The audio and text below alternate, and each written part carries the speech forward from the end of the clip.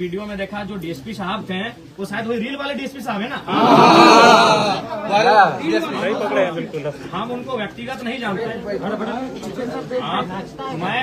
मैं उस डीएसपी साहब को व्यक्तिगत नहीं जानता हूं, लेकिन उनको ड्रिल का बड़ा शौक है।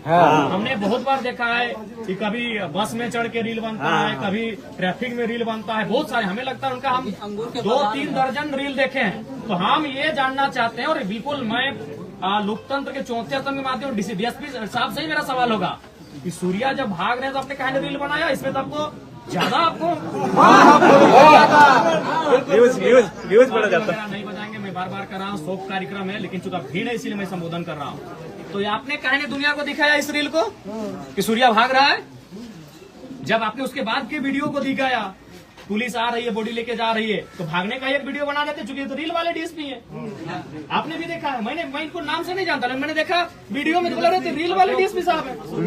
जो भी हमको नाम से उनसे कोई हमारी शत्रुता भी नहीं है, जो भी अपने पढ़ाई के दम पर आए हैं उनका हम सम्मान करते हैं कि वो डीएसपी है। लेकिन सवाल है, मैं उनका सम्मान करता हूँ कि वो डीएसपी है, पढ़ लिख के वहां तक आए हैं। लेकिन सवाल ये है कि आप हर चीज का रील बनाते हो, रील इसमें भी दिखा देते कि सूर्या भाग रहा है। आप जो आरोप लगा रहे हैं कि भाग रहा था, भागने पे ही इनकाउंटर होता है, बिल्कुल, अब भी दिखा देते। और दूसरा बात, अगर वो भाग रहा था तो गोली तो पीठ पे होनी चाहिए थी, पेट पे कैसे है? इनको लगा कि सवाल खड़ा करता है, उनके शरीर को आपने देखा, अगर गोली लगी थी तो शरीर जला कैसे?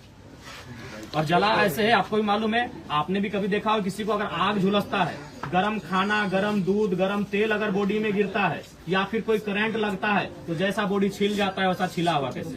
तो सामने आके जी सर, उस शरीर में जला हुआ निशान है, बहुत बड़ा दाग है जला हुआ। तो सवाल तो है, हाथ भी छिला, ये मुझे नहीं मालूम है, वो जांच का विषय है। इसीलिए राज्य सीबीआई जांच की मांग करता है, और हमें लगता है पूरा राज्य सूर्या हांसदा की इस एनकाउंटर पर सीबीआई जांच की मांग करता है। सीबीआई जांच हो, दूध का दूध, पानी का पानी हो। अगर लोग तो आदिवासी लोग वो का है, इन लोग को लगता है अगर वो भाग रहा था तो गोली पीठ पे होना चाहिए था, पेट पे नहीं होना चाहिए था। मैं डीएसपी महोदय से सवाल करूंगा, और बिल्कुल ये सीबीआई जांच का प्रश्न बनता है कि गोली पेट पे कैसे लगा, दूसरा बात जला कैसे। और जला, कोई कितना भी बड़ा पेशेवर अपराधी क्यों नहीं होता है, लोकतंत्र उसे भी अपना पक्ष रखने की, अपने बात रखने की, अपना वकील रखने की आजादी देता है। तो सूर्या तो अनाथ बच्चों का विद्यालय संचालन करने वाला व्यक्ति था। अब में है, यही जांच का विषय है कि किसके दबाव में। बिल्कुल प्रशासन पूरी तरह से दबाव में है, और ये किसके दबाव में, यही जांच का विषय है। इस बात को लेकर मुखरता के साथ अपने आवाज को रखेंगे।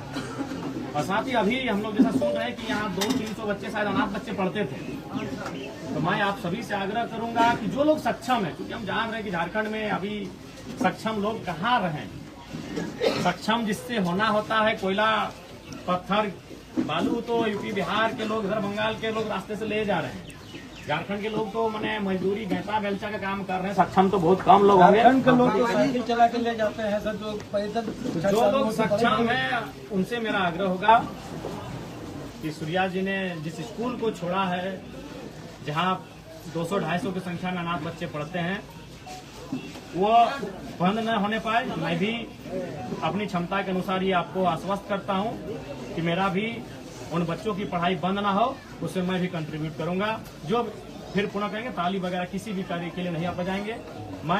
चूंकि मैंने भी अपने विधानसभा में 75% अपना सैलरी डोनेट करने का बात कहा है, तो अब हमारे पास भी उतना रहा नहीं, लेकिन उसके बावजूद भी मैं, क्योंकि बहुत सारे व्यवस्थाएं हैं, बहुत सारे सही लोग भी दुनिया में हैं, या फिर जहां तक भी होगा, मैं निसंदेह ये मेरा प्रयास रहेगा, या मैं आपको ये वचन देता हूं कि इस विद्यालय में जो अनाथ बच्चे पढ़ रहे हैं उनकी पढ़ाई ना रुके, उसमें कुछ प्रतिशत मेरा भी योगदान होगा कि उनकी पढ़ाई ना रुके। मैं ये प्रयास करूंगा, कर रहे हैं।